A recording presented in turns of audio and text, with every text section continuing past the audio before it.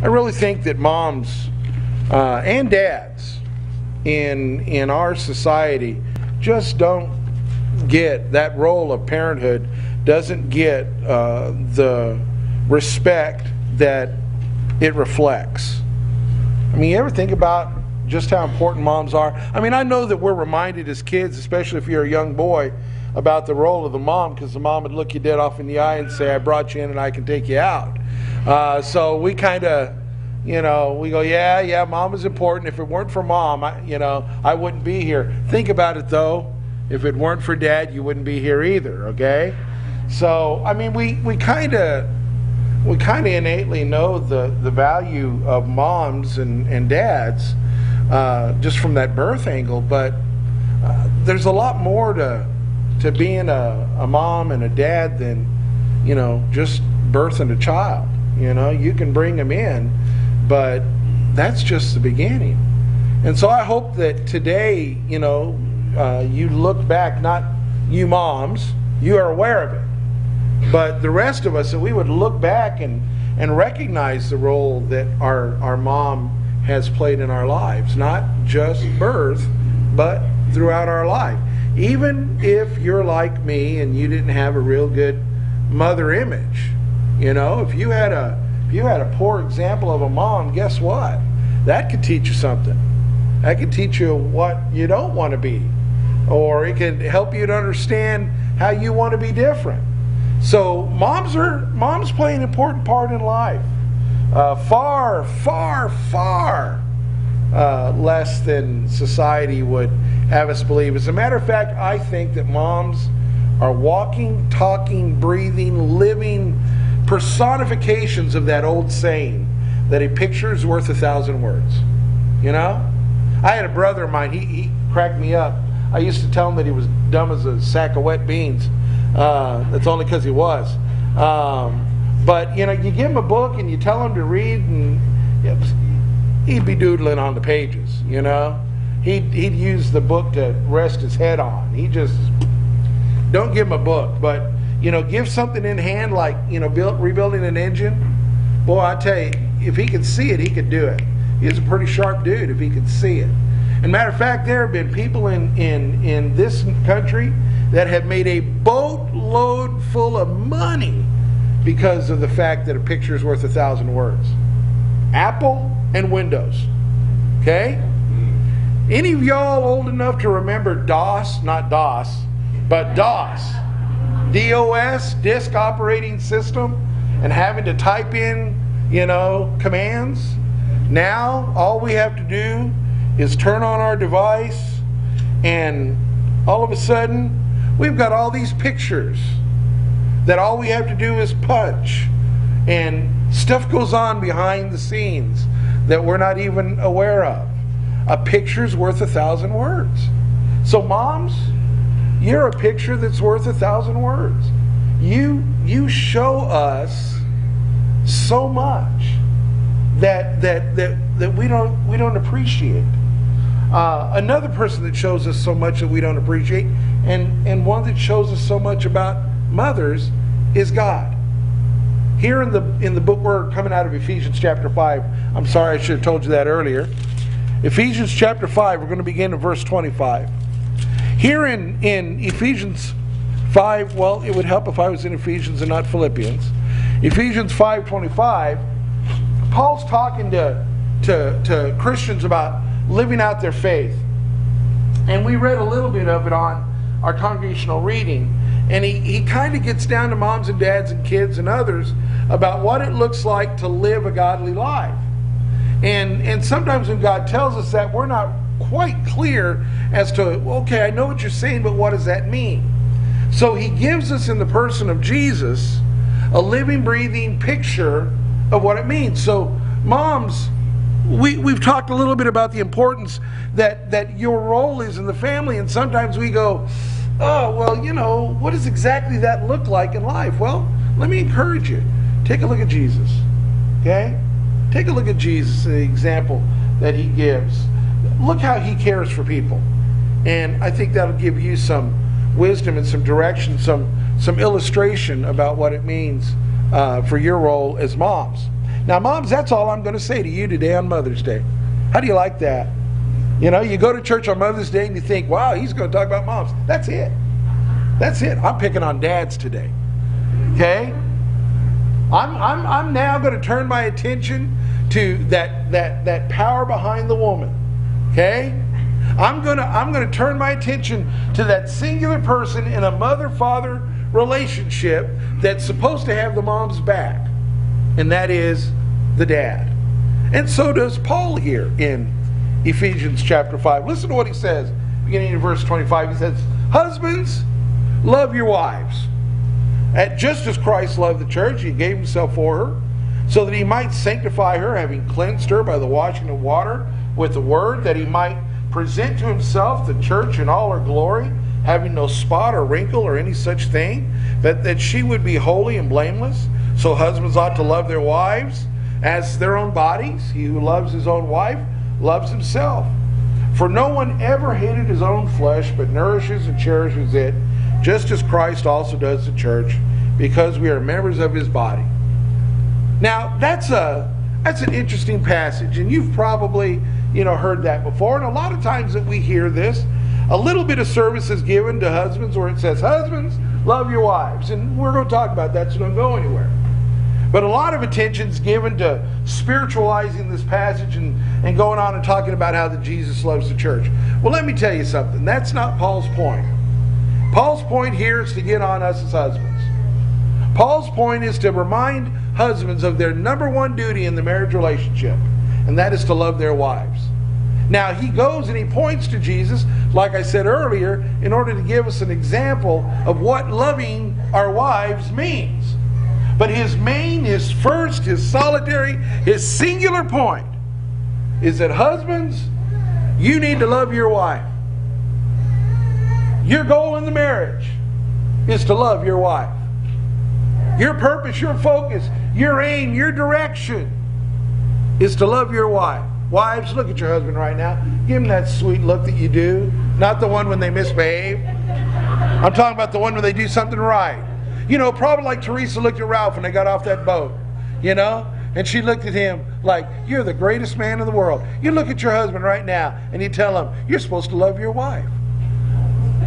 There you go, husbands. That's your job. Yeah, my wife's looking at me and I wouldn't look at her. Yeah, most of those husbands are going.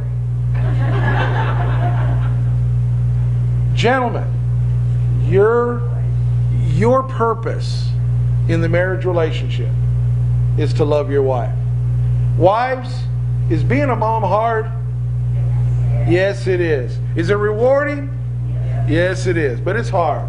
Is being a wife rewarding? I won't ask if it's hard. I know the answer to that one. Gentlemen, they need us in their corner.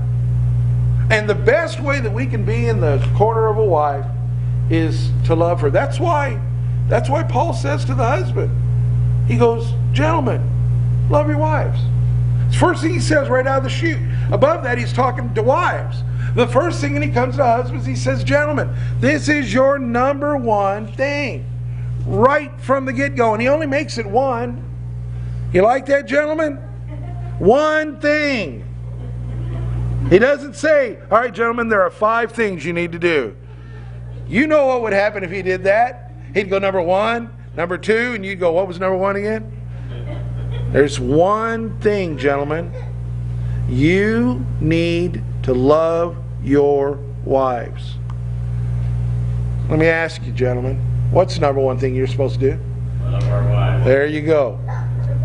Appreciate you paying attention. Being teachable. It's that, being teachable. It's that important. It's so important. It's not evident here in the English, but in the way that Paul said it, he made this a command.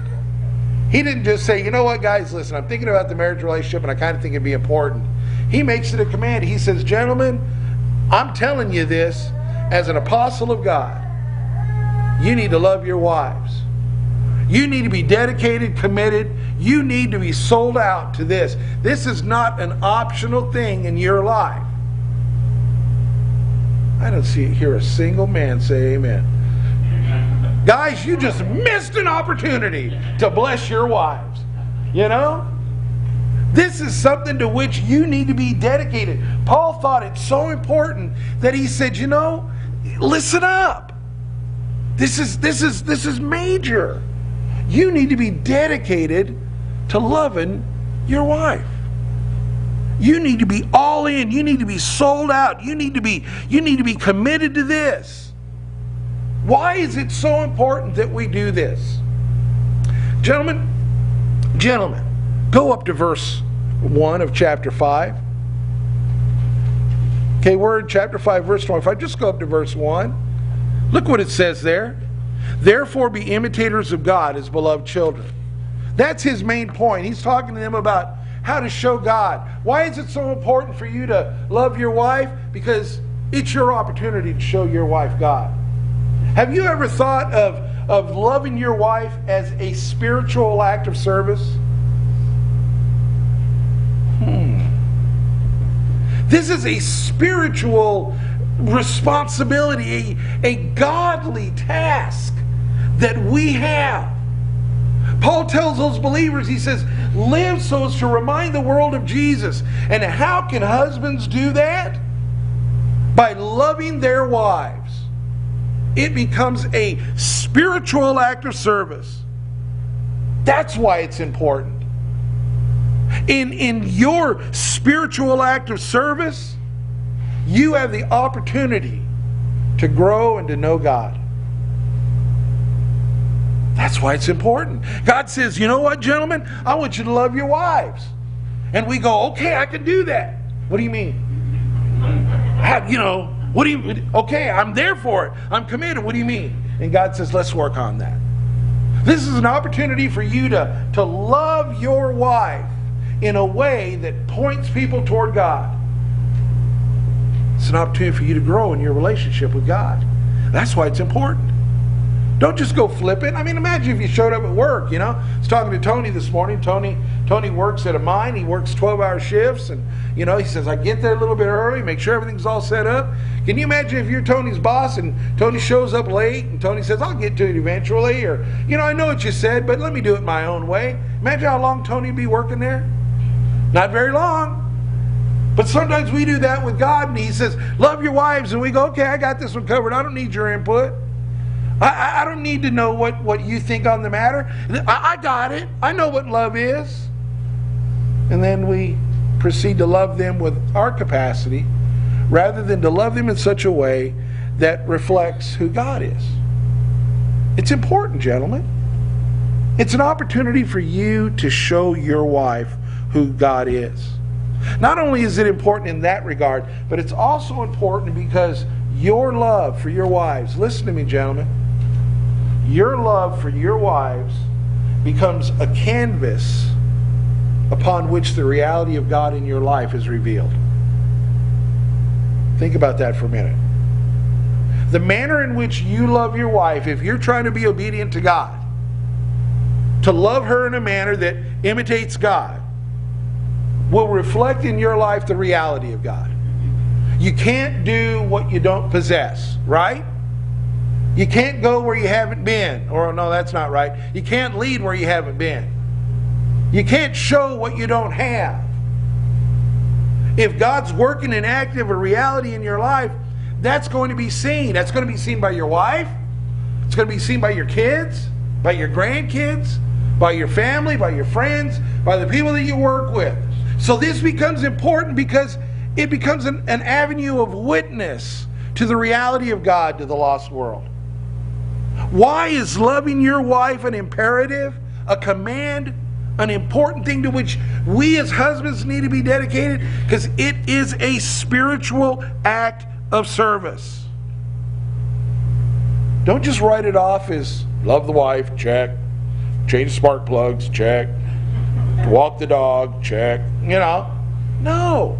Gentlemen, on Mother's Day, let me encourage you that God tells you, commands you, that you love your wife in a quality, in a way that He has demonstrated through the person of Jesus, which is the rest of what we're going to look at. What does it mean to love your wife? What does that four-letter word mean? He says, take a look at Jesus. Jesus is the example. Jesus is important. It's important that you recognize that. It's important that you conceptualize that. Because, gentlemen, I'm about to give you a life-changing secret. And I'm not exaggerating. I'm about to give you something that will change your marriage. You ready? Got the pencil out? You know what the single greatest need that your wife has? A new pair of shoes. I know it. If that were true, then my wife would only have one pair of shoes. You know, my wife, she needs a nice and secure home to be in. It's not her single greatest need.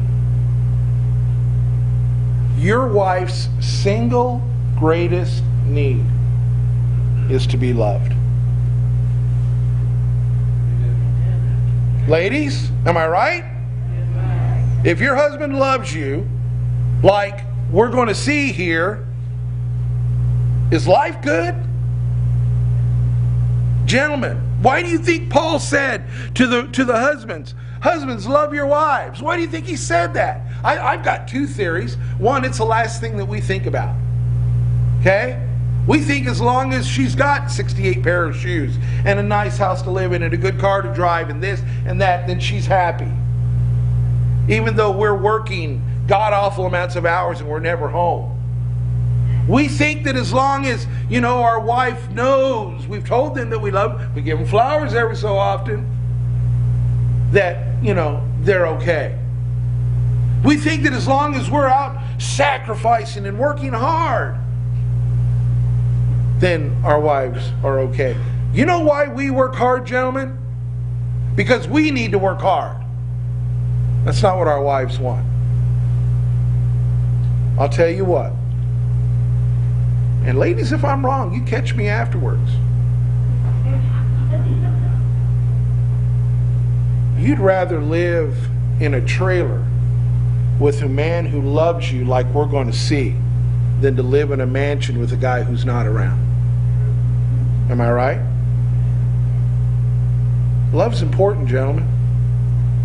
That's why Paul says to them, gentlemen, love your wives. Not only is it a spiritual act of service, but gentlemen, it's the single greatest need your wife has. The single greatest need she has. So let's take a look at Jesus as the example of what it means to love our wives. Take a look at the latter part of verse 25. He says, love your wives, just as Christ loved the church, and what, gentlemen? Gave himself up for her. The first thing that we see about this type of love is that it is sacrificial, it is full in, it is totally committed. Let me challenge a lie that many of you have heard. Love is a 50-50 relationship. No, it's not. And if you go into your marriage relationship, man, with the concept that I'll give 50% and she'll meet me halfway, you're going to Shanghai that thing and put in the ditch. It is not a 50-50 relationship. You need to love your wife full in. And I'll tell you right now, if you're not willing to give yourself for your wife, to give yourself up for your wife, nothing else that we're going to see here matters. I mean, you can sit there and go, yep, but if you're not willing to do it, it just doesn't matter. Your wife will sit there Wednesday, she'll look at you, and she'll go, honey, didn't you listen to the pastor? Do you remember what he said? Because she's taking notes. And you'll go, yeah. And she'll go, well, why aren't you doing it?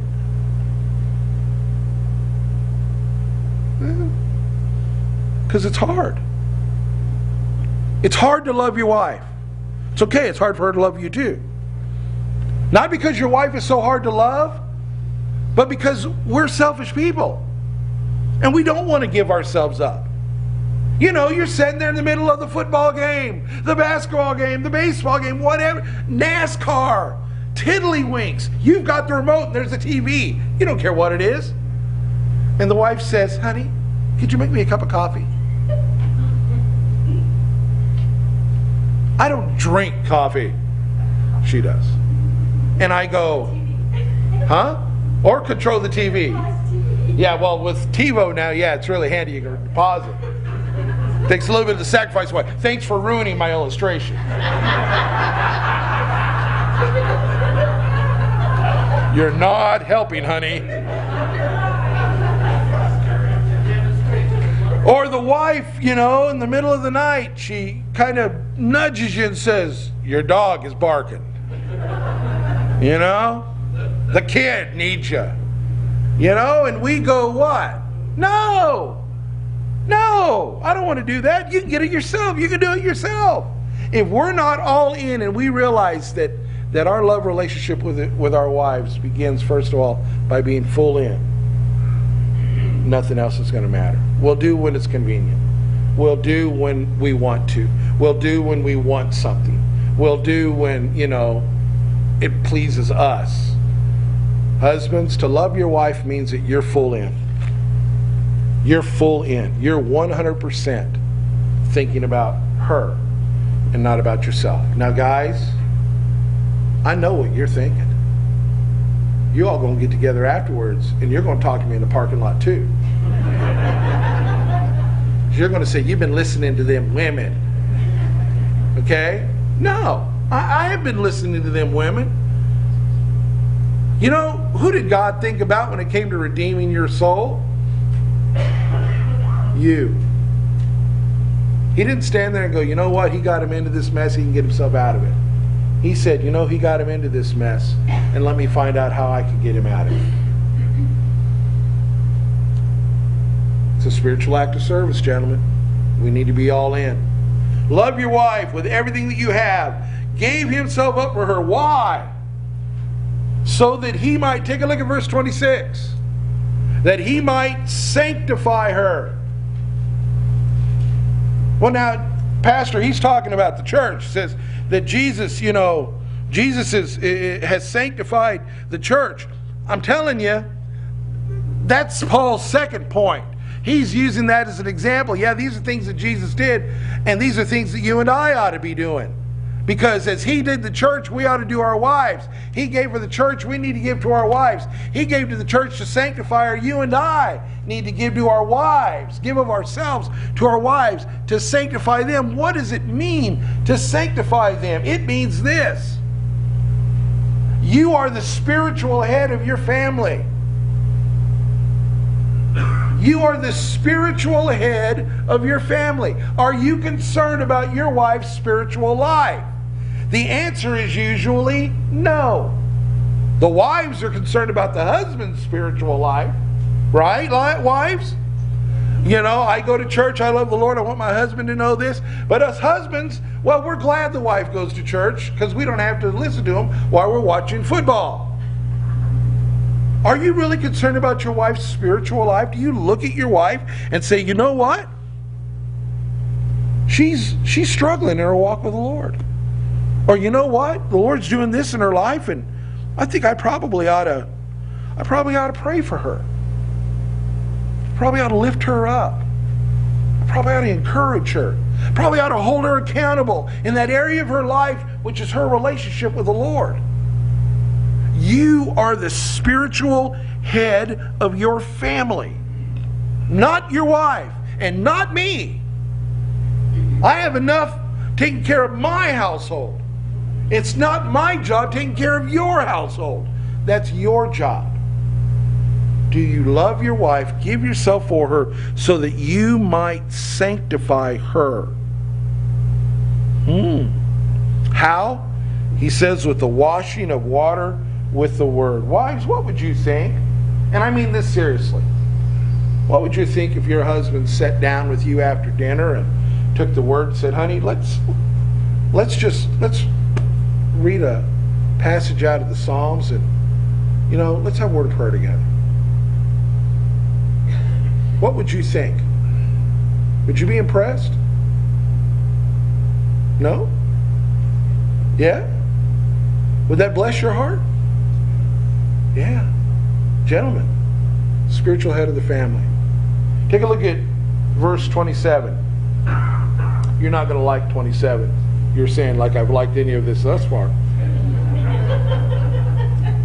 You love your wife by giving yourself to her, that you might sanctify her, that, and this is speaking of Jesus, that He might present to Himself the church in all of her glory, having no spot or wrinkle or any such thing, but that she would be holy and blameless.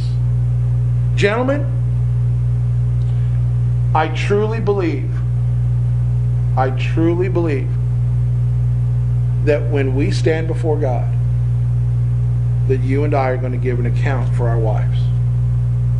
Not for what they've done, but for whether or not we have been the spiritual head of our family. Or put it this way, is your wife better off as a disciple of the Lord for having you as a husband? God's going to kind of look at her life and say, okay, let's see, there's this, and then you came into her life. Is she profited? Is she benefited? Because you were her husband. Not just did she live in a nicer house and have an easier life and have those 68 shoes and, 1,000 dresses or whatever, but whether or not as a person of eternal value, that she has come to know the Lord and that she has grown in her relationship with the Lord. I really, truly believe that we're going to have to give an answer for that. Because that's the example that Jesus gave me.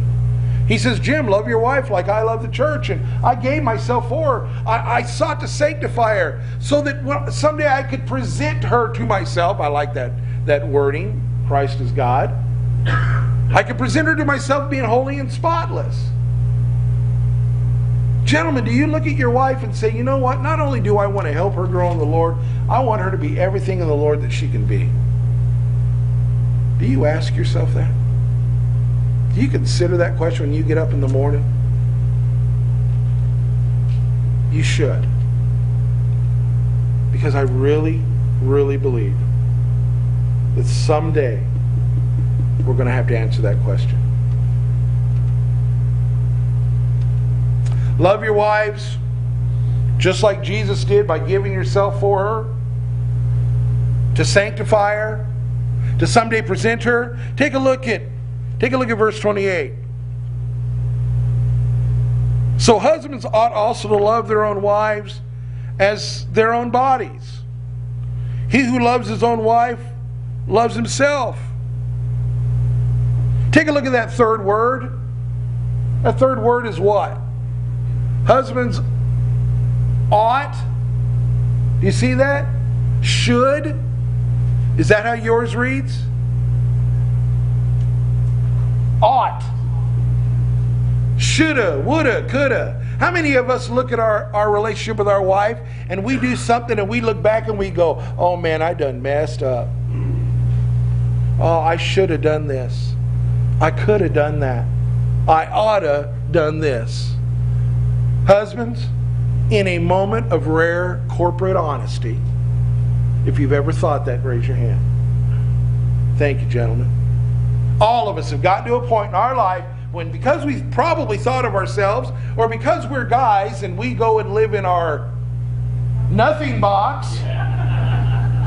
That was a female voice that said that. You know why? Because the guys are in their nothing box, shuffling it around. What was that? They stick their head up? We're off, not trying to be insensitive, not trying to be inconsiderate, not trying to, hurt our wives, but, somehow we mess up and we go, oh man, I should have had a V8. I could have done this. I should have done that. Paul says, gentlemen, listen. Love your wife more than you love yourself. Think about your wife before you think about yourself. Put your wife in the first place after the Lord. Before you. And I'll tell you what, gentlemen, at the very least, if you love your wife like the golden rule says, if you do to her like you would want done to you, you're probably not going to go, oh, I should have done this, I could have done that. Because you're going to be proactive. You're not just going to go, oh, today's Mother's Day. Have you seen that commercial on TV? The guy's working and the phone goes off. She goes, happy anniversary. And he goes, oops. I'm on my way, honey. Yeah, oh, I didn't forget. Yeah, you've seen it. Wives are going, husbands are going, you know.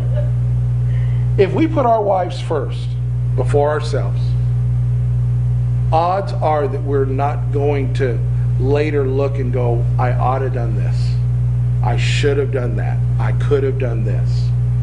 But that we would live our lives first and foremost to please the Lord. Okay? You hear me on that? Your wife doesn't become your God. But that there is no one on this earth that is more important in your life than your wife. Gentlemen, there is no one, not a friend, not even your children, not even yourself, that is more important than your wife. So let's go back to the trash can trip. It's the 7th game of the World Series. Your team's at bat, and the bases are loaded, and all they need is a single, and your wife says, honey, would you take out the trash? And you go, my wife's more important than me. I'll pause TiVo. But that you don't go, honey, I'm in the middle of the World Series. But that you say, you know what, honey, you're more important than me. Gentlemen, love your wife better than you love yourself. Think of your wife proactively as you would want to be thought of. So you love your wife, how? By giving yourself for her, giving up yourself for her, that you might sanctify her, that you might present her to the Lord in glory, that you might show to her that she matters more than you do. It's a pretty good deal, huh, women? Yeah, you're saying, I want that man now. Woo! But take a look at the last one. Verse 29. For no one ever hated his own flesh, but he nourishes and he cherishes it, just as Christ does the church. Bookends that, says, this is how Jesus did it. He reminds us, we're looking at Christ. He's our example of how we should love our wives. So he says to the gentleman, listen, love them more than you love yourself. Nourish them and cherish them. Now, guys, if I've kept you this far, I'm impressed. But I'm running the risk of losing you now, because this is touchy-feely. Right? Right, guys? Wife's toaster's broken. Give me the electricity cord. Give me the power plug. Give me the screwdriver. I can fix that. But now we're talking touchy-feely. Now we're talking about nurturing them. Getting the little flower to open. Now we're talking about cherishing them and protecting them. And we go, that's not me. No. And again, you're going, Pastor, you've been talking to them women. I read a book one time that said that men don't come to church because preachers are effeminate.